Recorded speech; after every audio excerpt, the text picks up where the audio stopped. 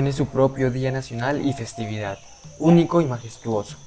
El Salguinus oedipus o tití cabeciblanco, nombrado así por la gran melena que rodea su cabeza, haciendo un símil con el gran físico moderno Albert Einstein, es un primate endémico de los bosques tropicales secos de Colombia, ubicados en la zona noroeste del país. Se encuentra críticamente amenazado por diversos factores. Los más graves son la deforestación de su hábitat para la agricultura, ganadería, minería o expansión urbana, además de la caza ilegal y comercio de fauna silvestre, en donde son usados como mascotas. La pérdida de una especie dispersora de semillas y generadora de más de 38 vocalizaciones diferentes no solo afectaría a la naturaleza del bosque en donde vive y a la reducción de plagas de insectos de los que se alimenta, sino también a la dispersión y existencia de plantas como la ceiba, el macondo, el campano y el indincuero. El desconocimiento y la poca ética puede llevar a la desaparición de este hermoso ejemplar.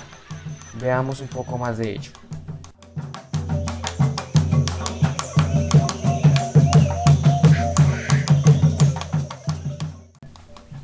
El tití cabeciblanco presenta un tamaño no mayor a los 10 centímetros al momento de nacer, y cuando éste se desarrolla y llega a su madurez, entre los 15 y 18 meses de edad, completa en promedio una longitud de la cola de la cabeza de 23,07 centímetros y de la rodilla al talón de 7,26 centímetros.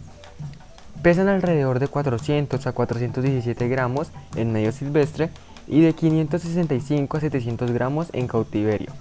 Esto explicado porque es en este último donde encuentra el cuidado humano que permite su mejor desarrollo ante las adversidades que enfrenta en el ambiente.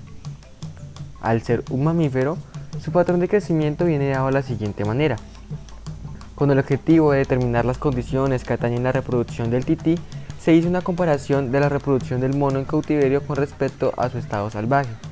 Las hembras de titíes en cautividad tienen una gestación de 183 días y un ciclo ovulatorio de 18 días. Presentan un estro o una recepción sexual de 18 días en donde el 80% de estas ovulaciones resultan en la concepción. Por otro lado, en la naturaleza, las hembras tienen un periodo de 144 días, en promedio, de una supresión en la fecundidad después del parto. Esto debido a las condiciones ambientales.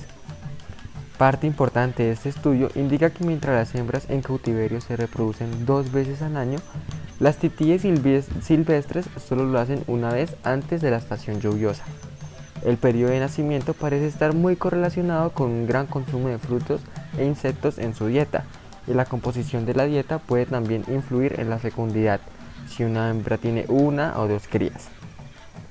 Con lo que se refiere a la cantidad de individuos por parto, hay unas relaciones en porcentaje que indican las distintas probabilidades, en donde, por ejemplo, en un estudio de 58 camadas de 21 hembras, el 81% eran gemelos, el 16% eran únicos y el 3% de los nacimientos eran trillizos. Es importante aclarar que la mortalidad es del 33% durante la primera semana de crecimiento de la cría. Esto porque es en esta en donde se encuentra en su estado más vulnerable y necesita de una mayor atención posible que se le pueda proporcionar y de una favorabilidad en las condiciones ambientales. De esta manera, si el tití sobrevive al ambiente, en un estado natural puede llegar a vivir 13 años, mientras que en cautiverio su periodo de vida se extiende hasta los 24 años. Observemos allí una gran diferencia de más del 45% de aumento en cuanto se modifica el hábitat del mono y el gran daño que le hemos proporcionado hasta cortar el periodo de existencia.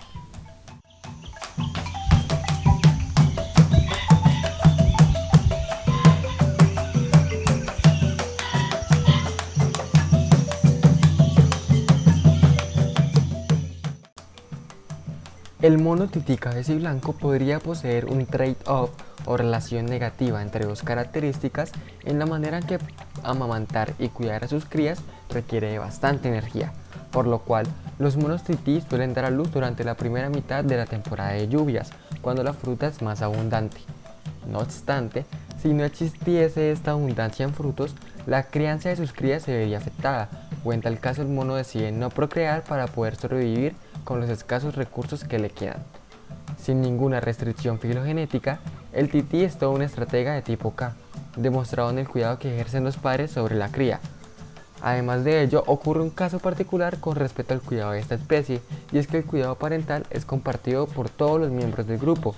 Las primeras 2 semanas se le ofrece a la cría un cuidado especial, sin embargo, ya a la 10ª semana, el cuidado es de apenas del 50% del tiempo. Otra característica a destacar de este cuidado compartido de las crías es que a medida que aumenta el tamaño del grupo, aumenta la cantidad de individuos, la probabilidad de que las crías sobreviva es mayor, tal y como lo evidenciamos en la tabla.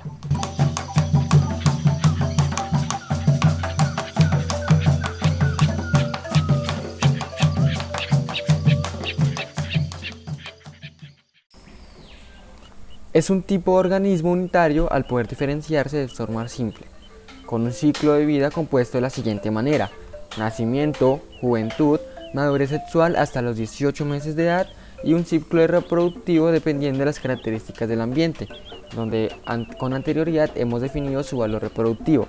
Luego sigue el ciclo de postreproducción y lo repite hasta que llegue a su muerte, donde esto ocurre aproximadamente a los 13 años de edad en un medio salvaje.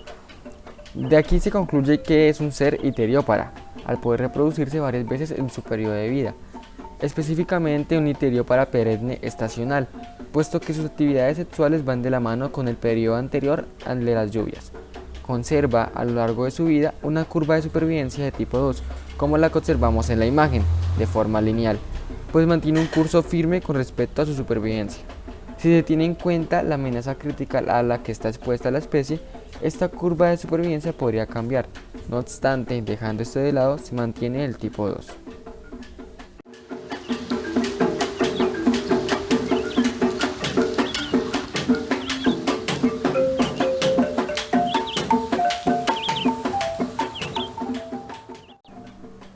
El tití es propio de nuestro país y su rango geográfico es en la zona noroeste, contando con un territorio limitado por el río Atrato, el bajo río Cauca, el río Magdalena y en departamentos como Atlántico, norte de Bolívar, Sucre, Córdoba y el norte del Chocó. Cerca de los 1500 metros sobre el nivel del mar y con un gran albergue del dosel, el mono encuentra su rango ecológico. Presenta un patrón de dispersión agrupado, formando familias de 3 a 10 individuos e incluso pueden llegar a reunirse 20 titís cabeciblancos, en los que solo hay una hembra y un macho sexualmente activos. Los titís son altamente territoriales y los miembros de sus grupos familiares defienden activamente sus territorios de grupos ajenos o vecinos, estos que intentan obtener acceso a sus recursos. La extensión de estos territorios oscilan entre las 10 y 2 hectáreas de extensión, dependiendo del tamaño del grupo familiar. Encontramos también poblaciones de titíes en territorios como el Parque Nacional Natural Paramillo, Santuario de Flora y Fauna Los Colorados y la Reserva de los Montes de María. Estas áreas protegidas han perdido 42, 71 y 70% de sus bosques respectivamente, esto desde el momento de su creación.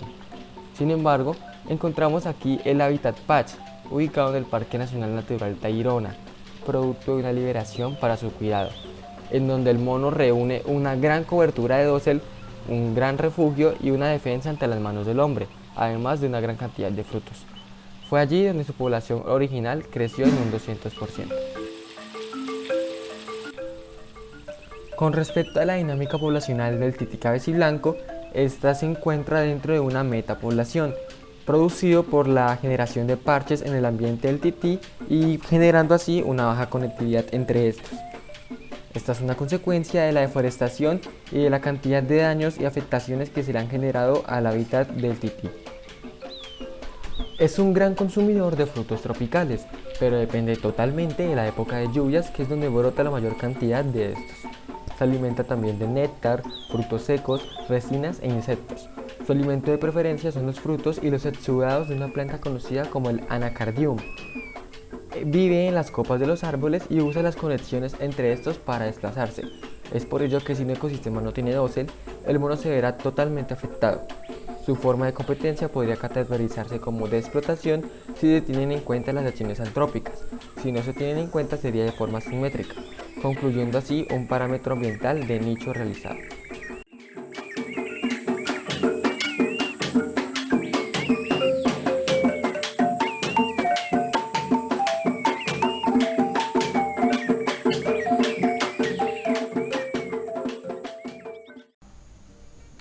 Ahora bien, para definir, una vez entendido esto, ¿qué sucedería con la desaparición del mono titica blanco? La pérdida de plantas, la afectación severa al bosque seco tropical, el aumento en la plaga de insectos y la extinción de la belleza natural que proporciona el titica blanco es uno de los objetivos del proyecto Tití, el cual ha logrado dar a los monos cientos de hectáreas para su corredor biológico y disminuir el punto crítico en el cual se encuentra. Con la enseñanza a sus pobladores y el enriquecimiento a las familias con el aprendizaje, se genera una cultura de cuidado para con el tití cabeciblanco. Al fin y al cabo, el 16 de agosto y su día debemos cuidarlo, protegerlo y gozarlo.